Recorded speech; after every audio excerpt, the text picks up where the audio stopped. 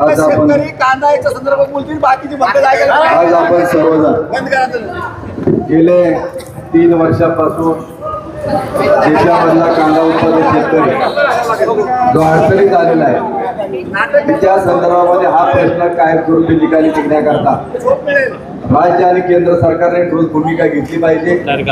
आणि म्हणून आपण मंचरला पहिल्या दिवशी एक मीटिंग आयोजित केली. आपल्या खेड तालुक्यातील अनेक शेतकरी संघटनांचे प्रतिनिधी आले होते आणि मग त्यानंतर आळेपाट्याची तारीख कालची ठरली.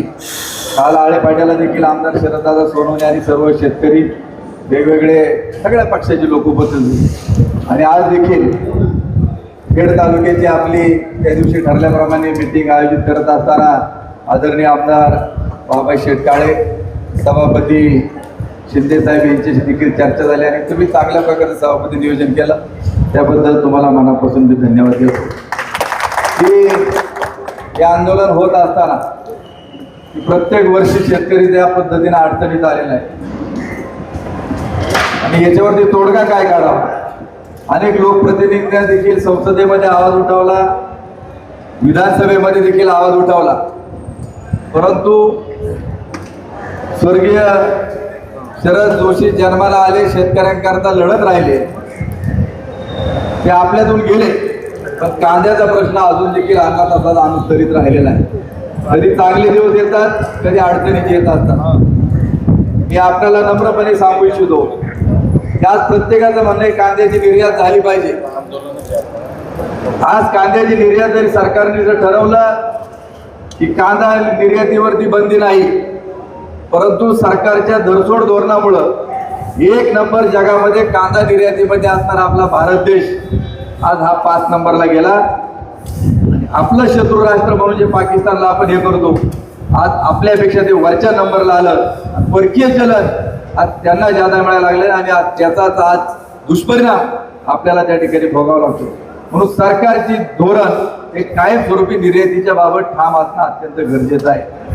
गेले काही वर्षाची आकडेवारी जर आपण पाहिली, मी आपल्याला आवर्जून सांगतो, सभापती मी मंचर मार्केट कमिटीचे ज्यावेळी सर्व आकडे काढले, तुमच्याकडे ते तुमच्या इथले बाजार समितीचे खेडचे असतील, 2023 सालामध्ये आमदार साहेब कांद्याची 30 लाख पिशवीची जवळपास विक्री मार्केट कमिटीमध्ये झाली आणि सरासरी एका पिशवीचं 52 किलो वजन धरल्यानंतर शेतकऱ्याच्या खिशामध्ये फक्त 650 रुपये आणि कांद्याला सरासरी भाव मिळाला 12.5 रुपये किलो.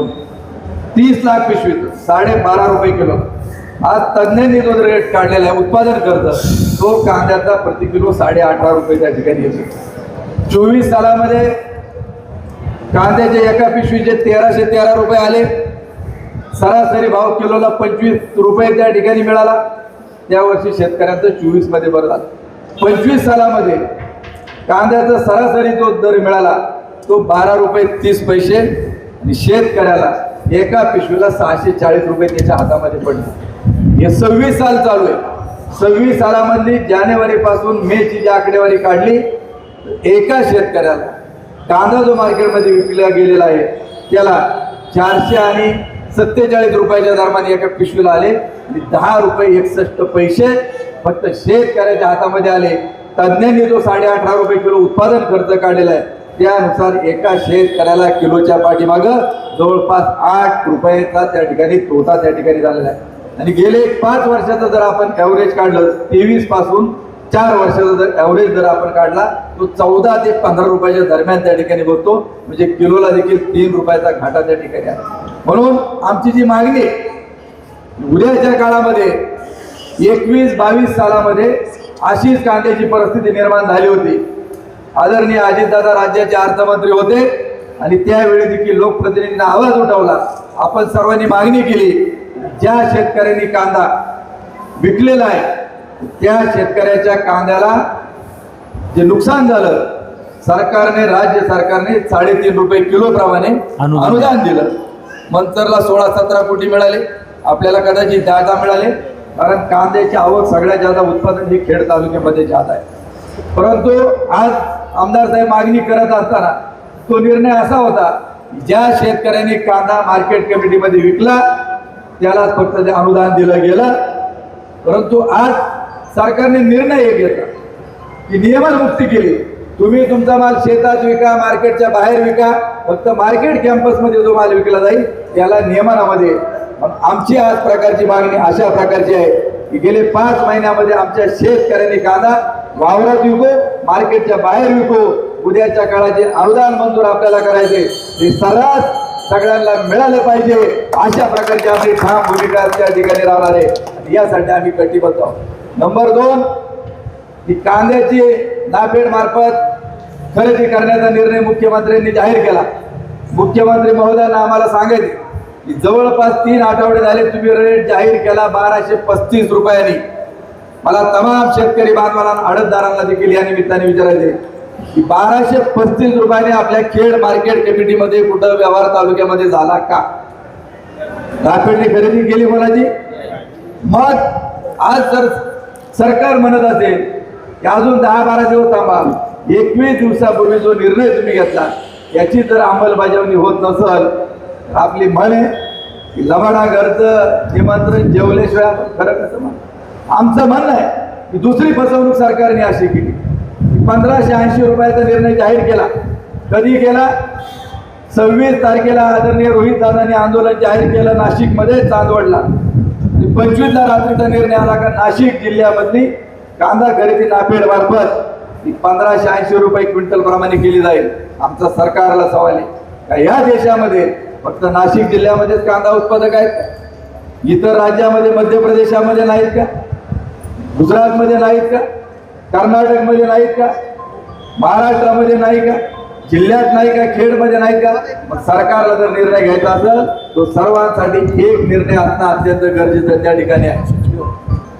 या ठिकाणी आदरणीय नेते सचिन भाऊ आयर देखील उपस्थित झाले, त्यांचं देखील आपण सर्वांनी या निमित्ताने स्वागत करत आहे. म्हणून आमची मागणी अशा प्रकारची आहे, जो 1580 रुपयाचा तुम्ही निर्णय घेतला तर तो निर्णय हा सर्वांना लागू असला पाहिजे.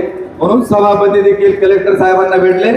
आम्ही देखील जिल्हाधिकारी आता तात्पुरता चार्ज गजानन पाटील साहेबांकडे, त्यांना सांगितलं तुम्ही हे तातडीनं सरकारपर्यंत, केंद्रापर्यंत गेलं पाहिजे.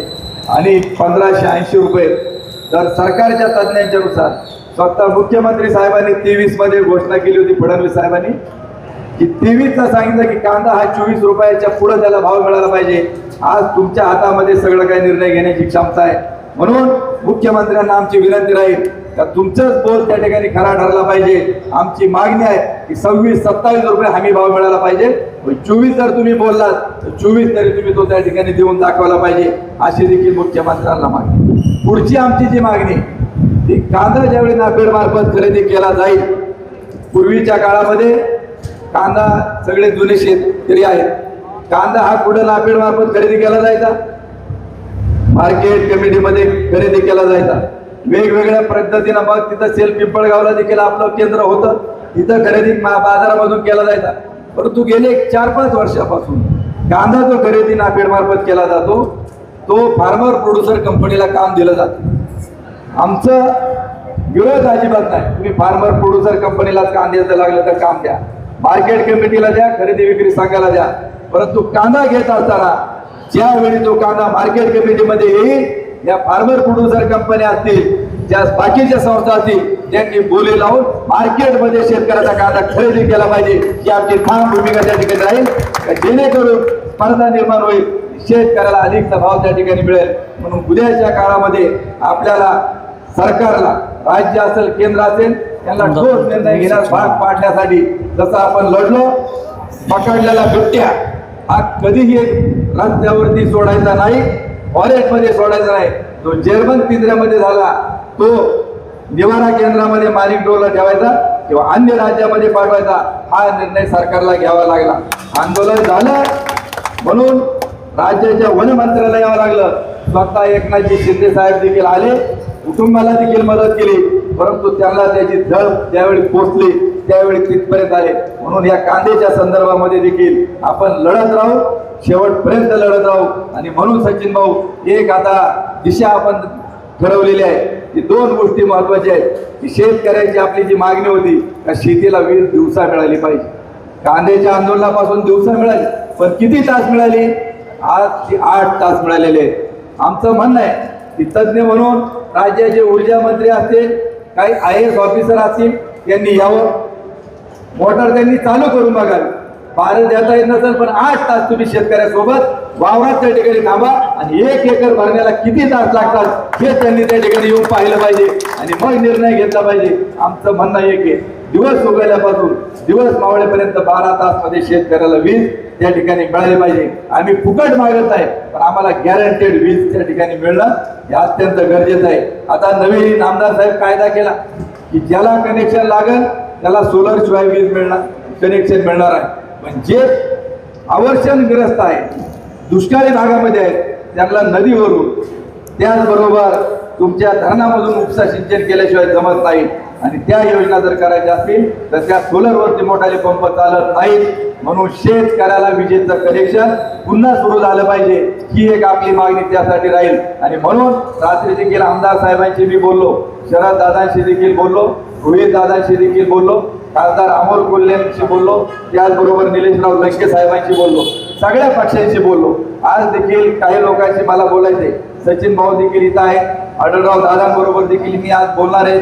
आणि काल जुन्नरमध्ये सगळ्या शेतकऱ्यांच्या समोर एक निर्णय झाला की उद्याच्या काळामध्ये मंगळवारी 2 तारखेला सकाळी 9:30 वाजता आपल्याला मंथरला जिथं बिबट्याचं आंदोलन झालं तिथं रास्ता रोको आंदोलन आपण सर्व शेतकऱ्यांच्या ठिकाणी करू आणि हा प्रश्न कायमचा निकाली लावू. एवढं सांगतो, आपण सर्वांनी यावं आग्रहाची विनंती करतो आणि थांबतो.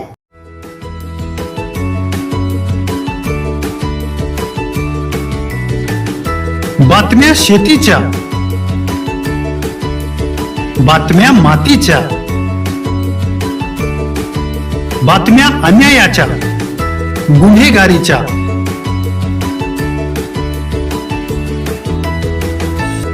राजकारणाच्या आणि समाजकारणाच्या,